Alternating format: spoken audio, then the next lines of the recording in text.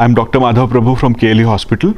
Today I have been called to talk about hand, foot and mouth disease. If you're wondering what it is, hand, foot and mouth disease is nothing but what the newspapers are calling as tomato flu or tomato fever. Let us first understand what the disease is.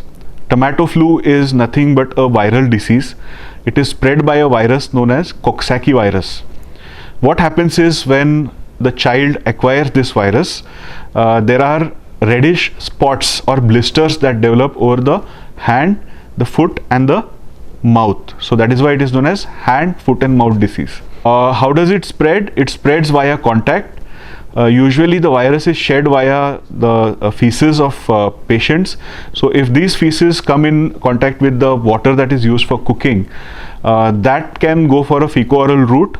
Or if the blisters come in contact with some patients, if the patient having a blister touches a normal patient, that through the blisters and the fluid, it can spread from one patient to another. These are the methods of spread of the virus. Also through saliva, if there is transmission of saliva from one person to other, for example kissing or the same spoon is or utensils are shared, then you can have spread via the saliva. What are the symptoms of the disease? Basically, the patient is sick. It is a viral disease.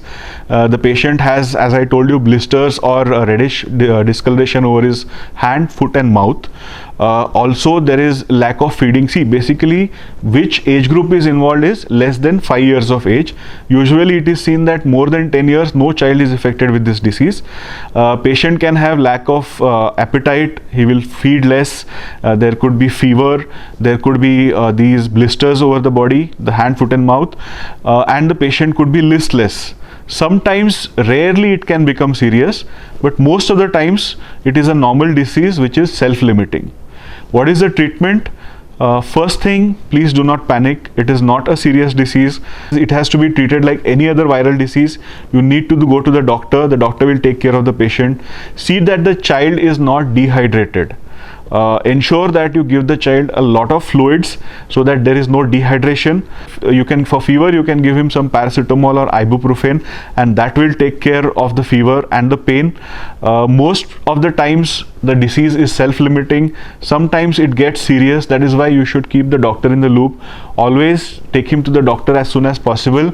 Some people, around 10 to 15%, may require admission, but that is because of dehydration and complications. The virus as such is not a serious virus. Most importantly, take good care of the food hygiene. See that there is no fecal-oral contamination. Clean drinking water. If your child is having these symptoms, isolate the child.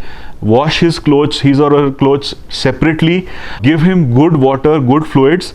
I think that should take care of the disease. Most importantly, don't panic. This is not the first time we are seeing something like this. This disease comes and goes. It is not a serious disease, and you should take care of your child rather than panicking. Thank you.